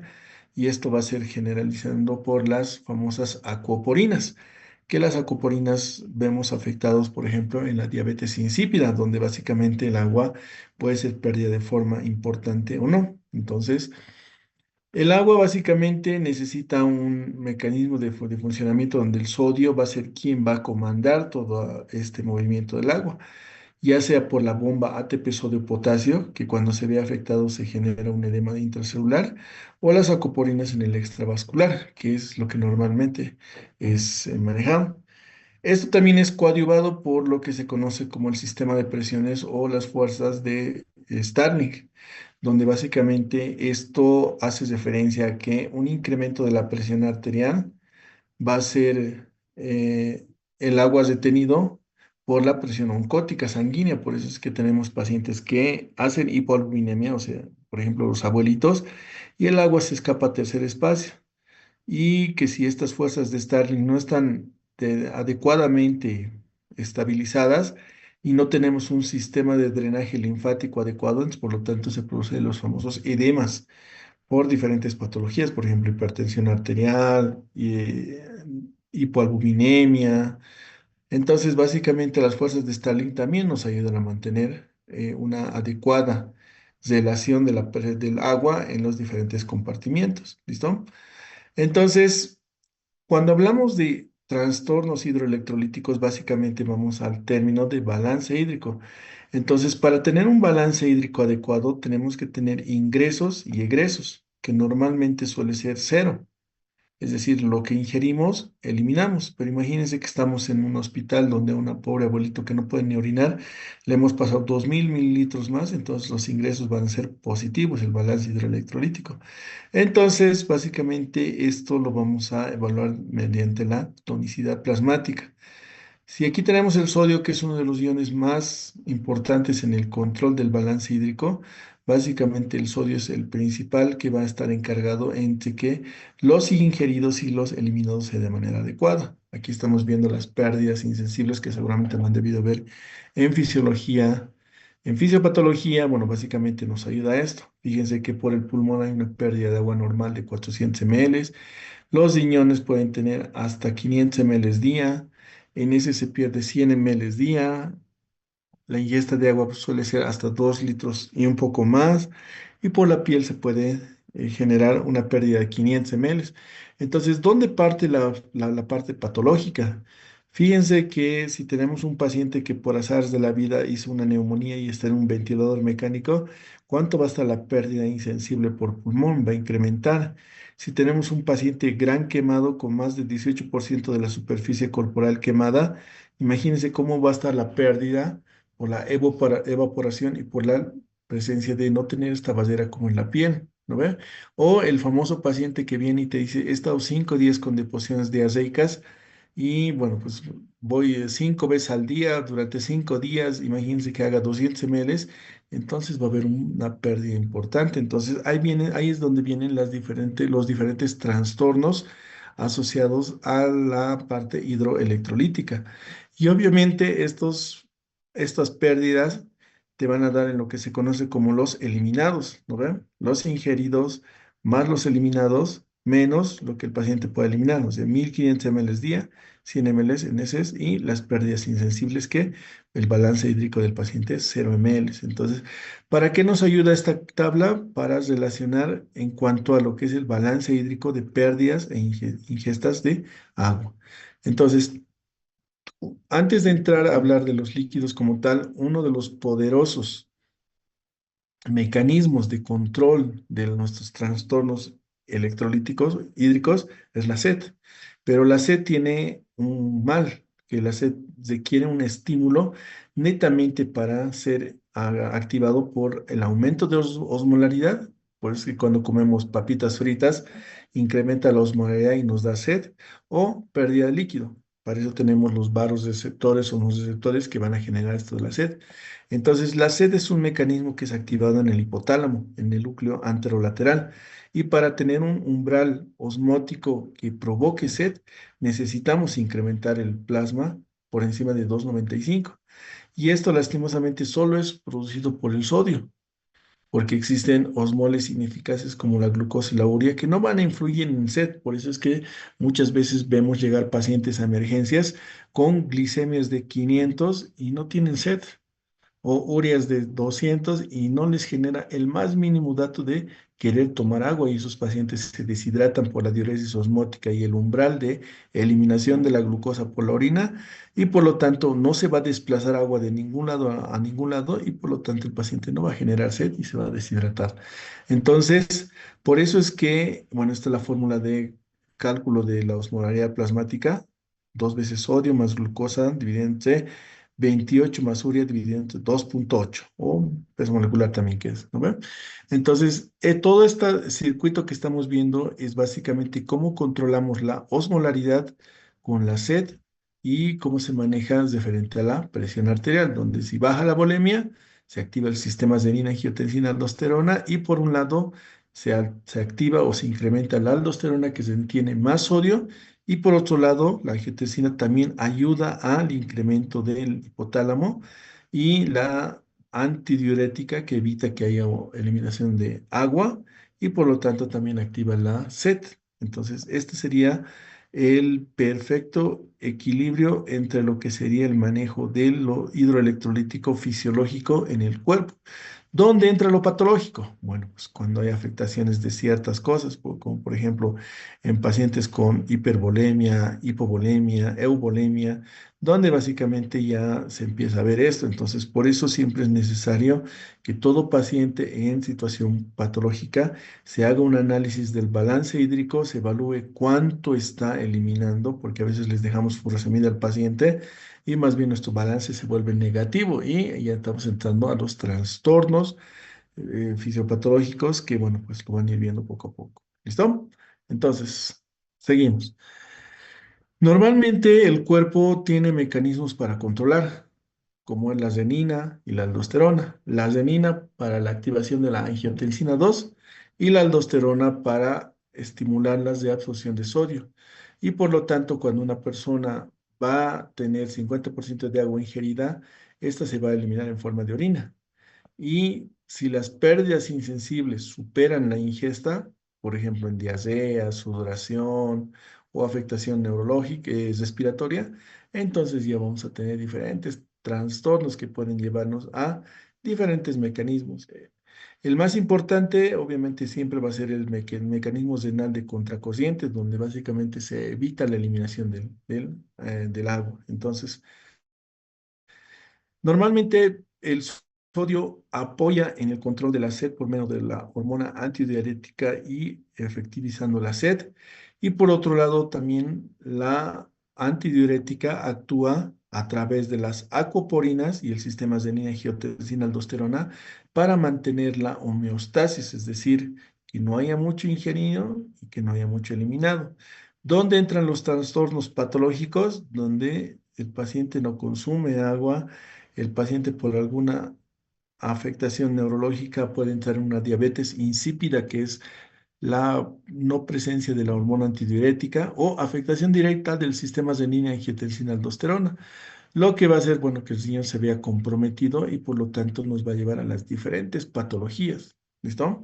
Entonces, el riñón cumple una función fundamental en lo que es el balance hidroelectrolítico, manteniendo una homeostasis en todos estos iones, sodio, potasio, magnesio, bicarbonato, calcio, pero también manejando la eliminación a través de las acoporinas para que no haya un incremento de la diuresis. Entonces, el riñón mal comprendido, mal entendido, porque el riñón es un órgano bastante noble, filtra diariamente alrededor de 200 litros de sangre y que con esto él se encarga de que mantengamos 142 mili equivalentes de sodio por litro.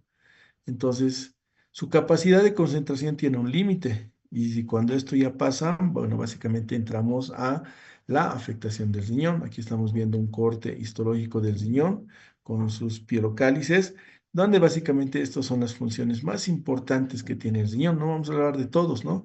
Vamos a hablar de dos sumamente importantes, el regular, el equilibrio hidroelectrolítico a través de la sed y a través de las acoporinas, y bueno, el equilibrio ácido base que tampoco es objeto de la presentación. ¿Listo? La nefrona, bueno, pues la nefrona, esta es su estructura histológica, que tiene una cápsula de Bowman, tiene el penacho glomerular, tiene una vía aferente-ferente y que básicamente aquí se va a producir una reabsorción importante de ciertos solutos, o sea, sodio, potasio, bicarbonato, que se requieran para mantener de una manera adecuada.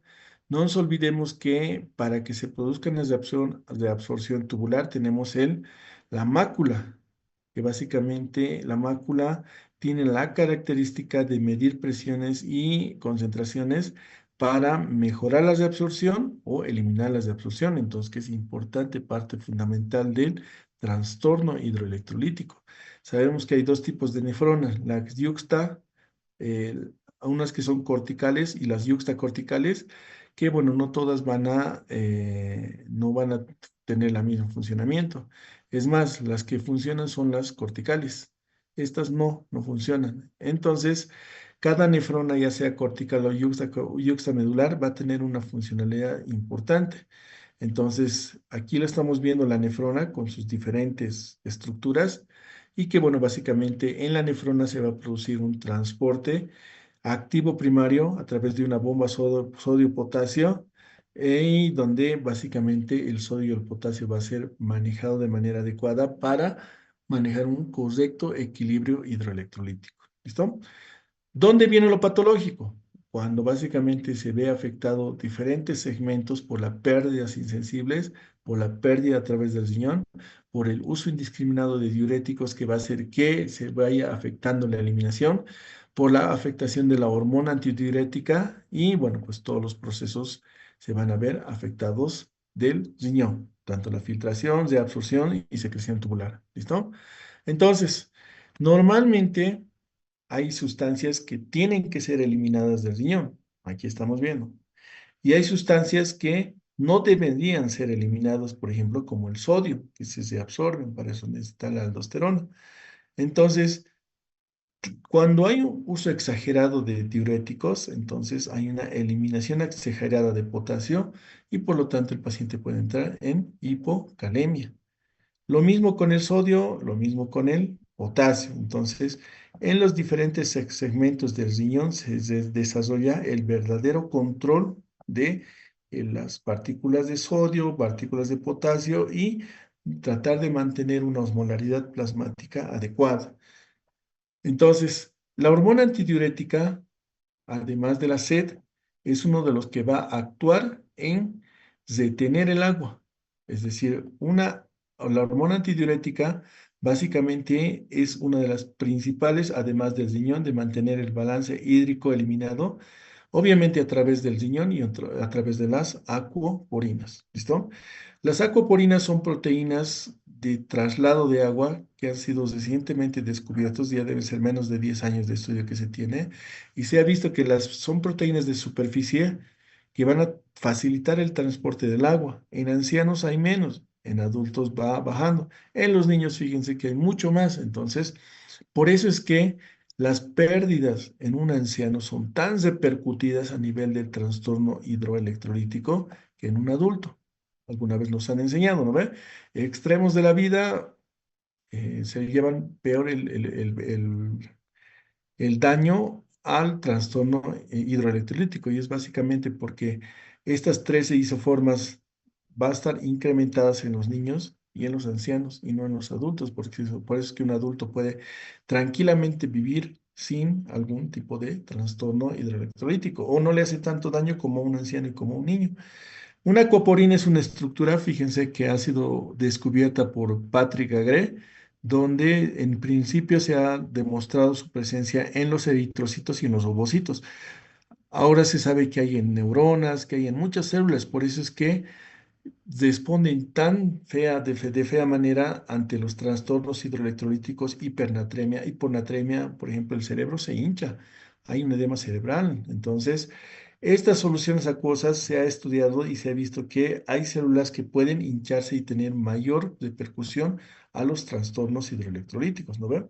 Por ejemplo, en el túbulo colector tenemos acoporinas 2 y 3 y 4. En los astrocitos y células gliales, acoporinas 4. El cerebro, las neuronas no tienen, pero en el cerebro el 80% es sustento, o sea, glía, astrocitos, y el 20% no. ¿No ven? Entonces, basados en las características funcionales, las más importantes siempre van a ser las acoporinas 4. Entonces, cuando hay una pérdida de la capacidad renal para concentrar, estamos hablando de afectación renal, una diabetes insípida también, generalmente puede generar bastantes problemas. Lo que nos compete, en un trastorno hidroelectrolítico, ¿quién sufre más? El cerebro, por supuesto. ¿Quién más? El riñón, porque el resto de órganos pueden mantenerse como no. Fíjense que las acoporinas 4 se encuentran en las células gliales, fibras musculares y propician el edema cerebral por la presencia de estas acoporinas. Y a nivel periférico, en el riñón, fíjense que tenemos acoporinas 1, 2, 3, 4, 5, con diferentes funciones, entonces, por lo cual, estos órganos van a ser bien repercutidos ante la falta de la antidiurética. Entonces, y entrando al tema, lo vamos a resumir en tres. Uno que no lo voy a hablar, que es la deshidratación, que la deshidratación no es que no le tengas respeto, sino que la deshidratación es un evento donde netamente se maneja rehidratación y punto. No hay donde perderse. Pero dentro de los trastornos hidroelectrolíticos vamos a hablar de la hiponatremia, de la hipernatremia. ¿Por qué? Porque estas son las verdaderas que van a causar estragos en el cerebro. Teníamos la anécdota de una paciente que ella era modelo, pero tenía una polidipsia psicógena, es decir, agarraba y tomaba harta agua, pero no porque sea diabética, sino porque tenía algún tipo de trastorno. Entonces ella llegó a emergencias con una hiponatremia de 120 y resulta que no faltó el capo que le pasó una solución hipertónica y hizo una mielólisis pontina por afectación de haberle dado mucho sodio. Y al final la modelo terminó en estado vegetativo, muerte cerebral y terminó falleciendo. Lo mismo la hipernatremia, pacientes que se abusa del diurético, eliminan bastante líquido y el sodio puede elevarse hasta 160, 170 y muchos de estos pacientes convulsionan. Entonces, básicamente vamos a hablar primero del trastorno hidroelectrolítico asociado a la hipernatremia y hiponatremia. Entonces, si hablamos de hiponatremia, básicamente sodio menos de 120, puede haber graves y moderados. ¿Listo? Los graves tienen síntomas mucho más peores, estupor, coma, convulsiones, distrés respiratorio. Los moderados, náuseas, vómitos, desorientación, somnolencia y confusión. Entonces, básicamente, una hiponatremia merece la reposición. Por eso hay una fórmula que se llama fórmula de Adrogué, que seguramente cuando estén en posgrado y hagan el diplomado de emergencias que tiene la carrera, seguramente ahí nos vamos a ver, porque yo les enseño eso, les voy a enseñar la fórmula de Adrogué de reposición y vamos a ver cómo se maneja una hiponatremia. Ojo que el sodio, y perdón la expresión, es el cucu de todo médico. Muchos médicos se escapan al sodio porque todavía les falta agregar algo de experiencia. Por otro lado, los síntomas leves, fíjense, puede estar de cefalea, déficit de atención, alteración de la memoria, bradixiquia, entonces que también tiene un tipo de algoritmo. Esta imagen ha sido extractada de un artículo que habla de las disnatremias, donde básicamente, fíjense, ante una hiponatremia, básicamente siempre va a haber, ante la hiponatremia, va a haber ósmosis. ¿Qué quiere decir? Que el líquido se va a mover de un lugar a un lugar de mayor concentración y muchas veces ese lugar de mayor concentración es el extracelular. Por lo tanto, muchas veces de estos pacientes puede hacer edemas cerebrales importantes o la mielónisis pontina. Ahorita lo vamos a ver con un gráfico. En tanto, en las hipernatremias, básicamente, fíjense, más bien hay pérdida de líquido en el fluido intracelular. El líquido se sale más bien hacia afuera y a veces se compacta, ¿no ven? Hay muchas causas para los trastornos de disnatremias, ¿no ven?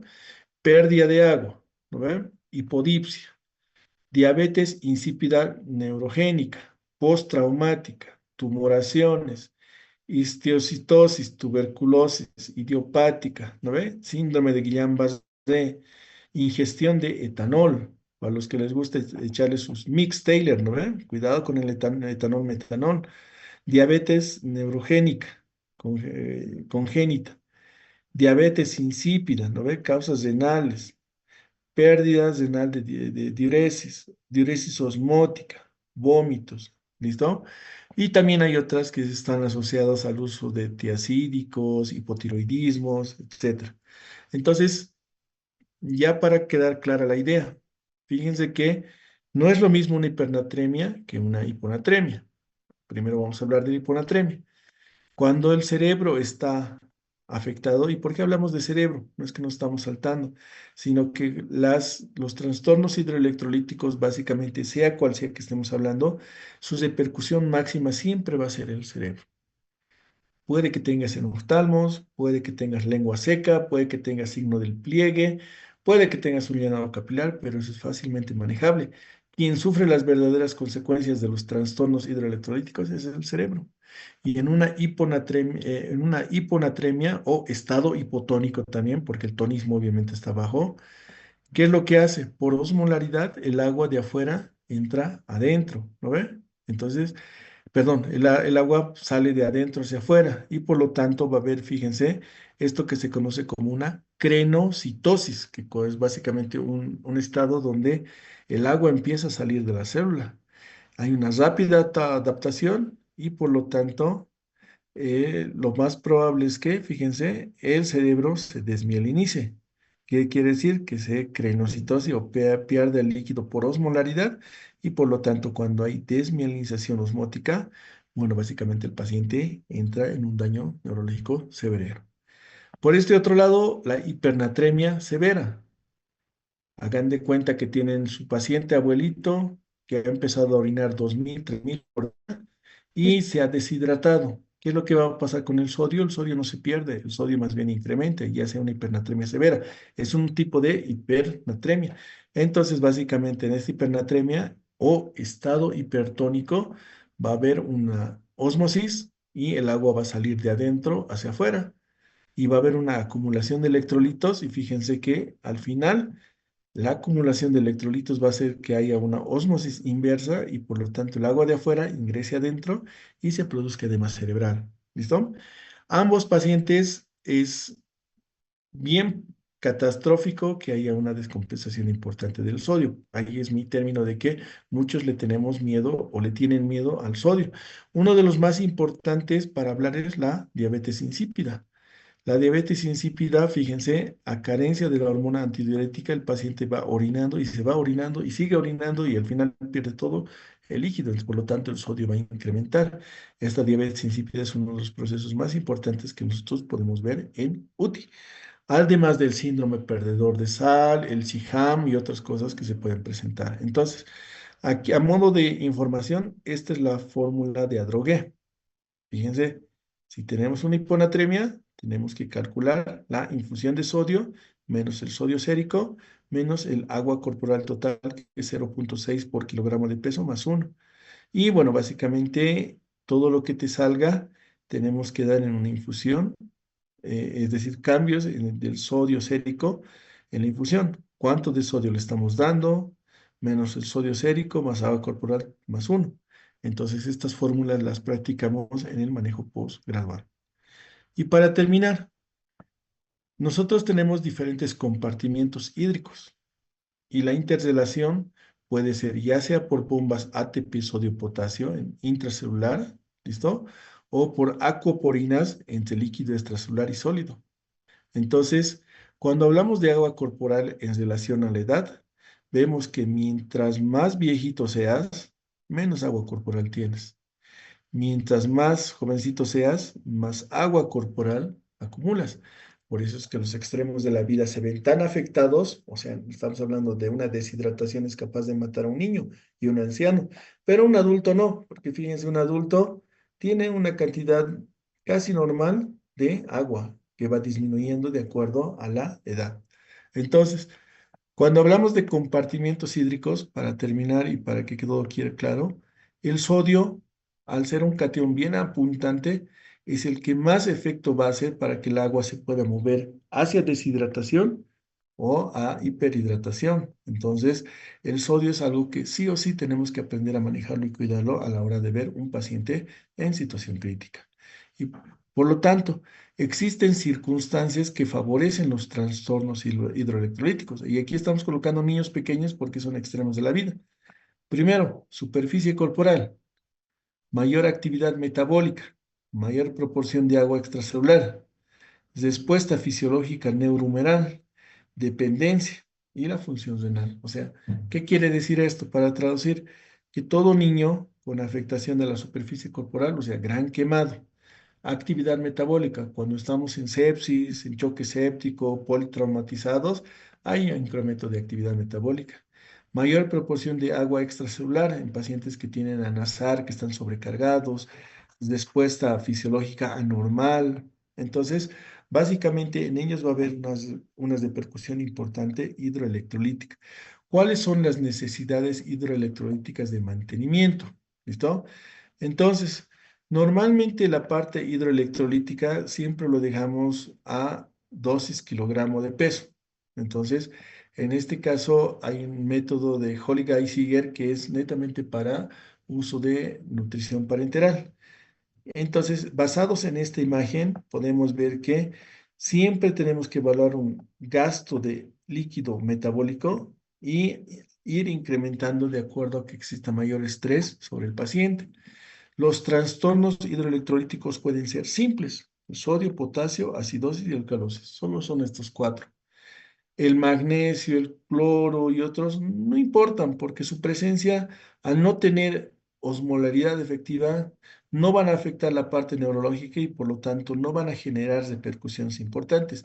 Pero estos tres, este cuarto no, estos tres son bien importantes a la hora de generar trastornos hidroelectrolíticos. Y la afectación global, la deshidratación. Leve, moderada, severa, clínicamente vista por el oftalmos, taquicardia o ausencia de sudoración. A propósito de esto, cuando yo estaba como docente de fisiopatología, una vez manejamos pacientes estudiantes del hospital, digo, de la carrera de medicina de la UPEA.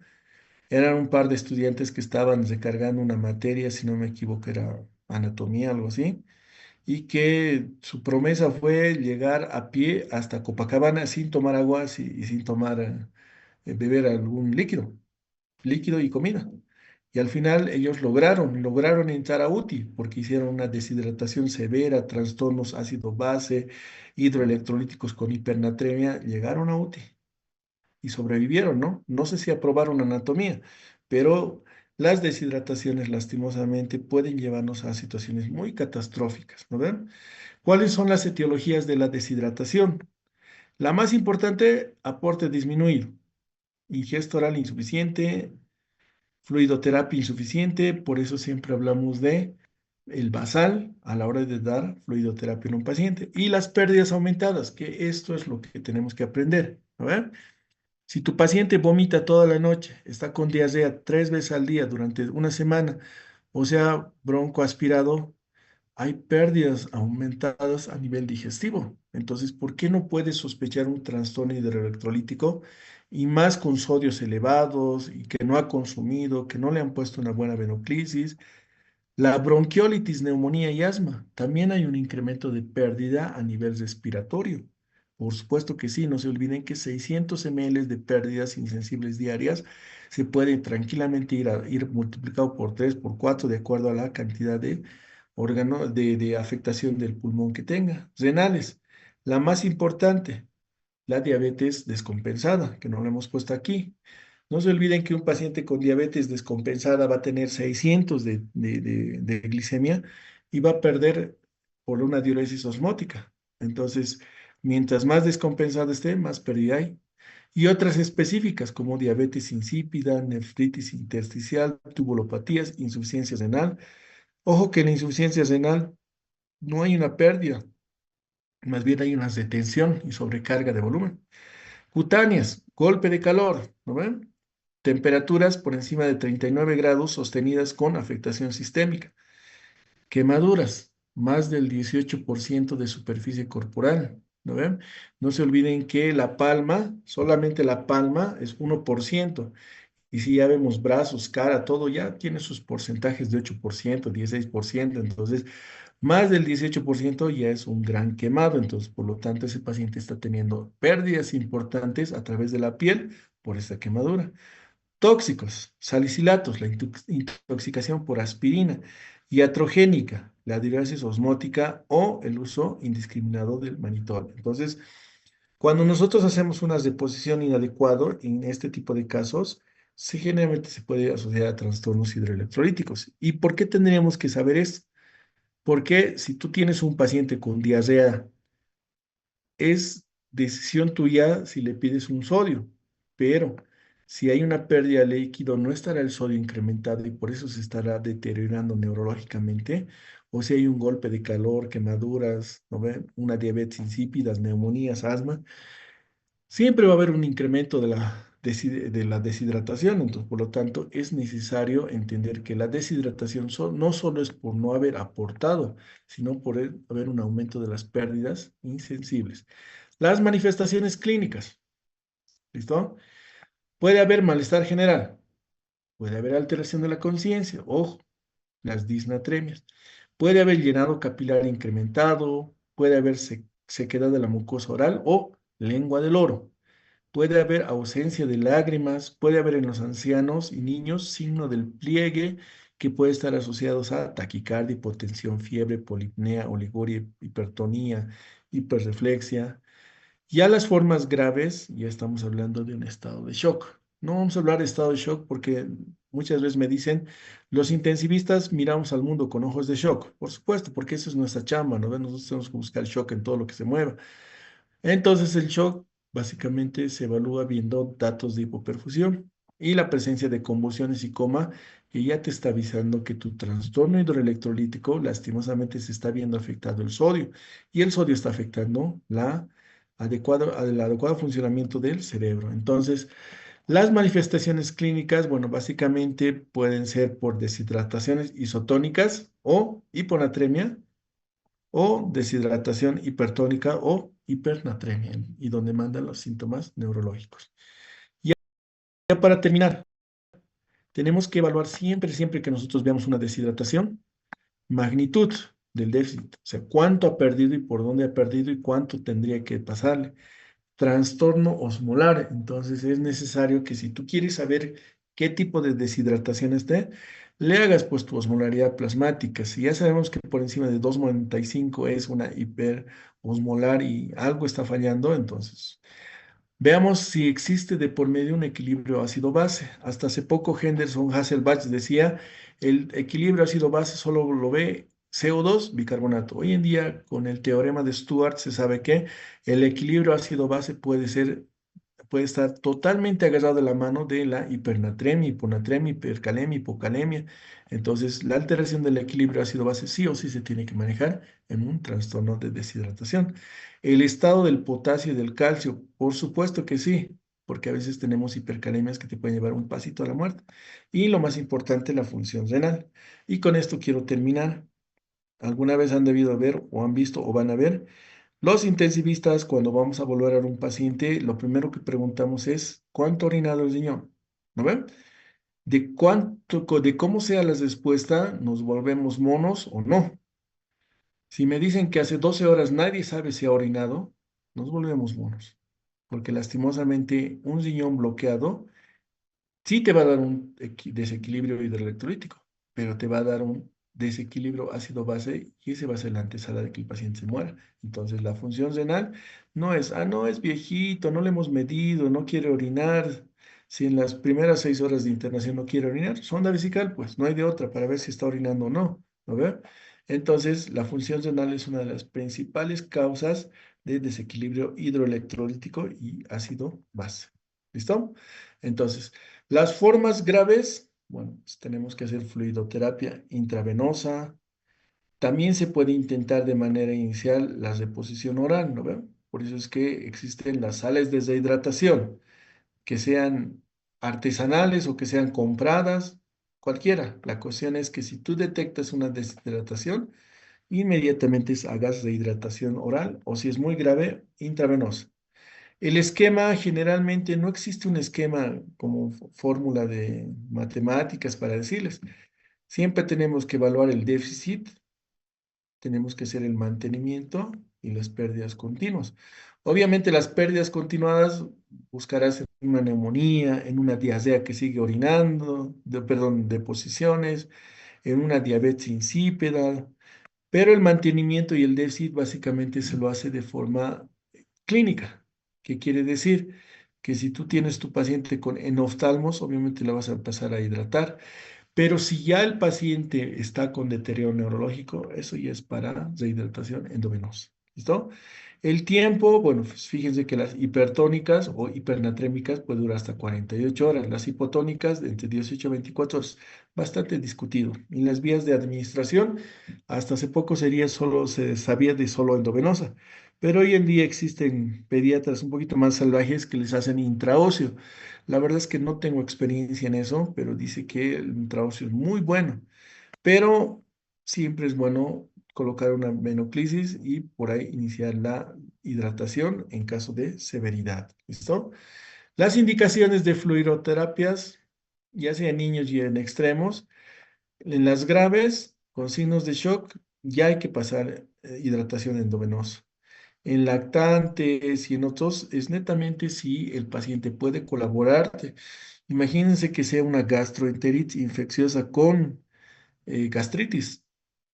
Tú le vas a dar lo que des y él vomita. Entonces ahí no puedes habilitar la vía digestiva. Entonces le pasarás endovenosa. ¿Listo? Muchas gracias y no sé si tienen alguna consulta. Doctor, buenas tardes. Tuviera una consulta, por favor. ¿Sí? Más que todo de la diabetes insípida. Quisiera saber las diferencias fisiopatológicas de la diabetes insípida central con una nefrogénica, porque bueno, más que todo quisiera saber sus alteraciones entre la hormona antidiurética. Ya. Bueno, la diabetes insípida, existen dos, como acaba de mencionar la doctora, y que básicamente la diabetes insípida neurológica tiene que ver mucho con la afectación de la glándula pituitaria, ¿ya? Generalmente se espera que un paciente neurocrítico o que ha sufrido un AVC isquémico hemorrágico o que ha presentado un traumatismo cráneoencefálico pueda generar este déficit de la hormona antidiurética. En su caso, siempre viene con el historial de problemas neurológicos, es decir, la historia tiene que venir a una injuria cerebral, ¿no ven? TEC, crisis convulsiva, ¿no ve? AVC hemorrágico.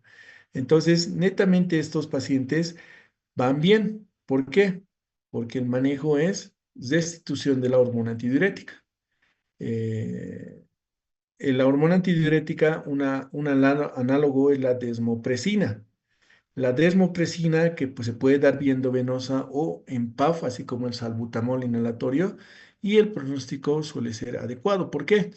Porque como el cerebro ha sido dañado, el cerebro va a volver a funcionar y por lo tanto vamos a poder sustituir la desmopresina, perdón, y la hormona antidiurética va a mantener. Entonces es un manejo exitoso, entre comillas, porque bueno, la parte neurológica puede que esté en coma, qué sé yo. Mientras tanto, una diabetes insípida nefrogénica, el problema no es aquí arriba, el problema es aquí abajo.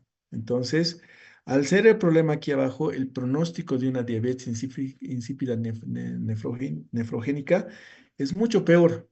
¿Por qué? Porque en este no va a servir de nada que le dé el análogo de la hormona antidiurética o desmopresina. En este caso, el único manejo es la nefrectomía. ¿Me entienden, no ve? O uno de los manejos iniciales o manejos finales, pongámosle que lo hacen los nefrólogos. ¿Por qué? Porque mientras no cesemos la llave, el paciente va a estar orinando, orinando, orinando y aquí se pierde agua libre. ¿Y qué pasa con el sodio? El sodio se incrementa. ¿Por qué? Porque se concentra al perder agua. Entonces, es más difícil manejar una diabetes insípida nefrogénica que una diabetes insípida neurogénica. ¿Listo? Eh, Liliana Kisbert, no sé si me puedes dar una pregunta.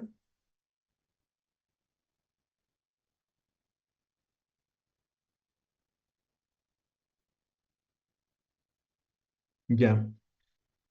Bueno, primeramente, un paciente con TEC básicamente genera lo que se conoce como edema cerebral.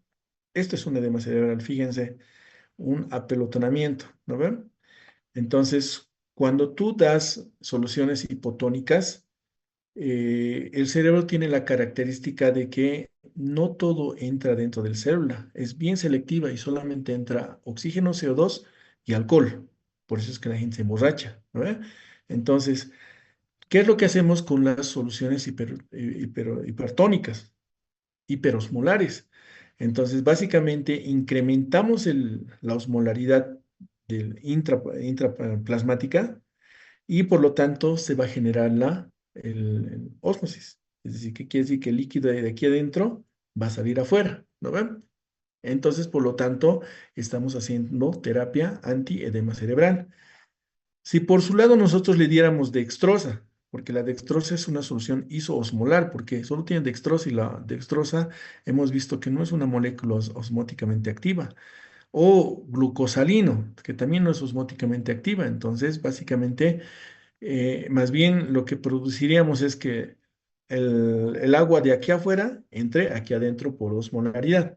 Ahora, ojo, tal vez es un poquito adelantado, pero existen dos sustancias osmóticas de terapia osmolar para el traumatismo craneoencefálico. Por un lado tenemos el manitol, por otro lado tenemos las soluciones hipertónicas, donde hacemos hipertónicas al 3,5, al 7, al 15%, o sea que así que hay más cantidad de sodio. ¿Para qué? Para que genere ósmosis y el agua de aquí adentro se salga aquí afuera. ¿Listo? Pero, obviamente, como en medicina nos gusta complicarnos, si hablamos netamente de traumatismo cráneoencefálico donde no ha sido rebasado la barrera hematoencefálica, podemos dar manitol. Es decir, hay una guía que se llama Brain Trauma Foundation, te permite. Pero si hablamos de hemorragia intracerebral y el edema es hemorrágico, entonces ya no podemos dar manitol por un efecto que se llama reológico, entonces damos hipertónicas. Eso quiere decir que como receta de cocina no a todos se va a dar manitol, pero sí tenemos que saber que el manitol y las hipertónicas son soluciones hiperosmolares que básicamente aquí activan el principio de la osmolaridad. O sea, ¿qué te dice el principio de osmolaridad? Que el agua va a migrar de un lugar de menor concentración a uno de mayor concentración, ¿no ve? Y si aquí está tu manitol, ¿qué va a pasar con el agua? Sale aquí afuera, ¿no ve? Y si tú le das hipotónicas, ¿qué va a pasar? El agua viene de aquí afuera, aquí adentro, por el principio de la osmolaridad. ¿Listo? Clara Viviana, por favor. Buenos días, doctor. Una consultita. Usted mencionó algo sobre la lengua del oro. Me gustaría saber más de eso, por favor. Ya. Clínicamente, estamos hablando de la clínica, porque bueno, yo soy docente de semiología. Cuando tú hablas de los trastornos de deshidratación, ya estás hablando de la deshidratación leve, moderada y severa, ¿no ven? Y bueno, pues la severa es la que existe es de percusión hemodinámica y trastornos neurológicos. La moderada es donde no existe, pero ya hay datos clínicos de deshidratación. Y la leve, bueno, pues hay leves datos entre los cuales uno de los más graves se encuentra el enoftalmos, que quiere decir que en ancianos y niños el ojo, ambos ojos empiezan a hundir. Ojo hundido se le llama. Generalmente eso se puede ver en infantes. Inclusive se puede ver que la fontanela en pediátricos se puede invertir hacia adentro por deshidratación. Pero hablando específicamente de la lengua del oro, es una expresión clínica que hace referencia a los diferentes tipos de lenguas, así como hay lengua geográfica, lengua escrotal, lenguas no ven. Entonces, la lengua del oro es una de sequedad importante de la lengua, porque básicamente todas las mucosidades se han visto afectadas, porque el cuerpo en algún momento de la deshidratación va a empezar a priorizar, va a agarrar agua y va a jalar al intravascular y no le va a importar deshidratar lo que pueda. Entonces, cuando hablamos de lengua del oro, hablamos de un tipo de lengua seca que va a estar poco brillosa y que generalmente se va a ver en deshidrataciones moderadas a severas. ¿Listo? Está bien, ya. Gracias, doctor. De nada. Bueno, eh, sé que se han generado preguntas. La idea era hacerles interesar del caso. Obviamente ustedes necesitan muchas más armas para empezar y eso es prácticamente lo que uno aprende en la universidad. Para eso uno va a la universidad, para aprender esas armas para manejar más adelante. Liz Aliaga, por favor. Ideal. Hasta hace poco, cuando un paciente llegaba a emergencias, se agasaba cristaloides, los tres más representativos que son el fisiológico, el zinc normal y el zinc lactato. Y todos le daban poderes sobrehumanos al fisiológico. No ha faltado la persona que ha dicho shock hipovolémico. Entonces utilicemos zinc lactato por el ciclo de Cori y la formación de bicarbonato. Y no ha pasado la persona que ha dicho no, es mejor utilizar algo más isotónico. Entonces le pusieron al zinc normal, pero hoy en día no hay la solución ideal por si acaso. ¿Por qué? Porque hasta hace poco llegaba paciente apuñalado, le pasabas 3 litros y obviamente subía la presión porque son cristaloides, pero en un par de días se terminaba muriendo por coagulopatía dilucional. Entonces, hoy en día no existe el cristaloide ideal, sino existe el objetivo ideal que tú estás persiguiendo. Si quieres expandir presión arterial, el fisiológico por el cloro de sodio. Si quieres rehidratar a un paciente sin sobrecargar, porque luego que el fisiológico también te puede dar mayor acidosis por el cloro que le estás dando. Entonces, Zinger normal. Y si es un paciente politraumatizado, le puedes dar Zinger lactato. Pero la premisa básica, como ustedes son estudiantes, es nunca pasar de 30 a 70 ml por kilogramo de peso. O sea, cuando ya llegues a 70, para orejas, porque el paciente va a ser coagulopatía dilucional y más bien lo estás dañando. Por eso, si pierdes sangre, les repones sangre. Si es un shock séptico y tienes que dar reto de volumen, cristaloides. ¿En cuál? El fisiológico en un valor de 30 a 70 ml por kilogramo de peso. ¿Listo? Melanie, Muchas digo. gracias.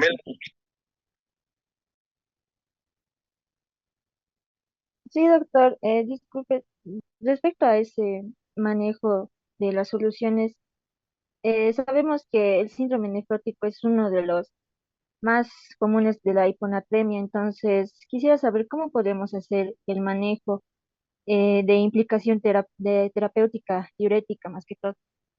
Ya. Bueno, el síndrome nefrótico hace referencia a la destrucción total de la nefrona, ¿ya?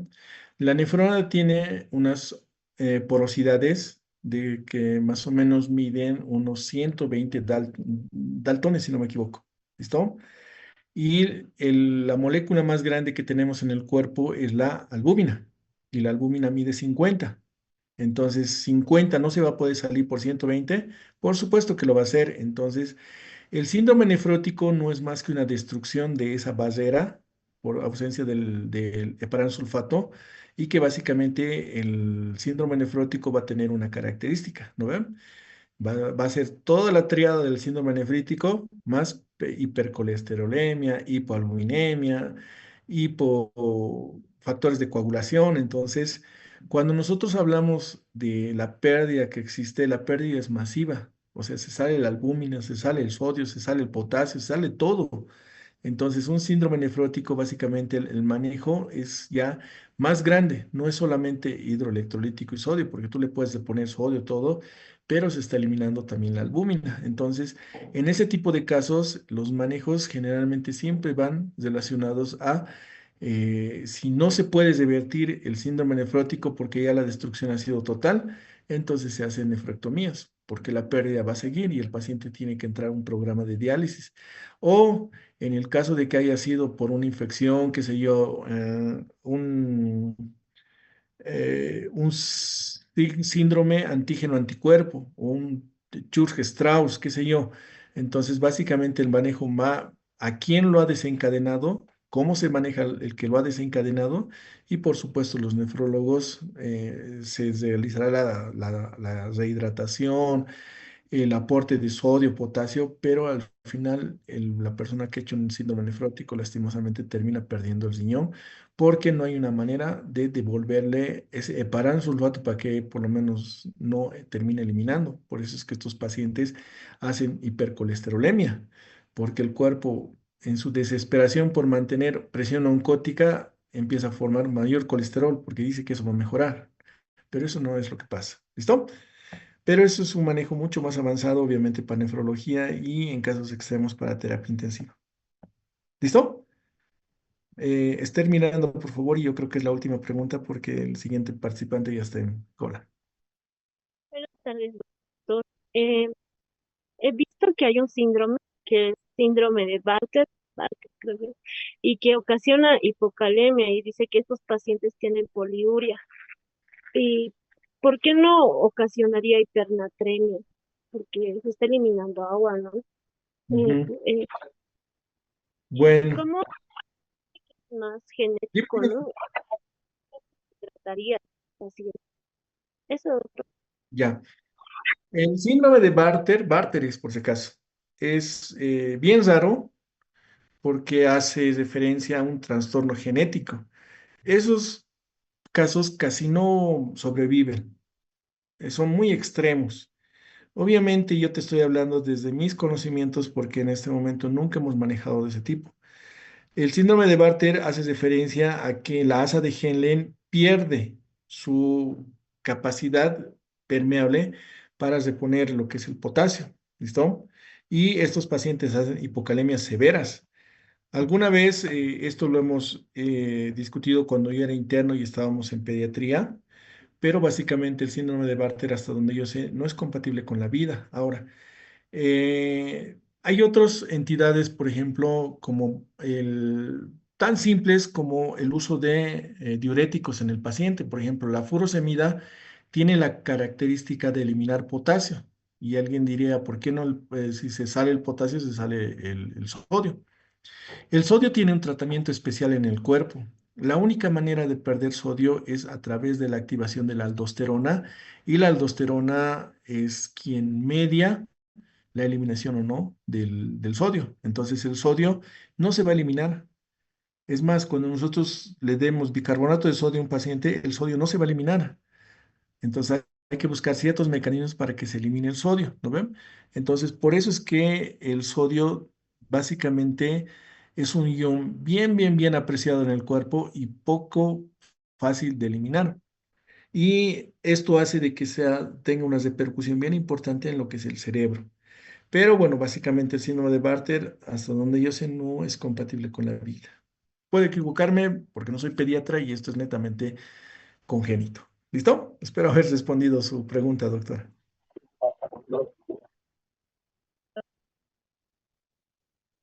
Bueno, Listo. Muchas gracias, doctor. Por parte del comité organizador, le damos las gracias por aceptar esta participación en la jornada de actualización.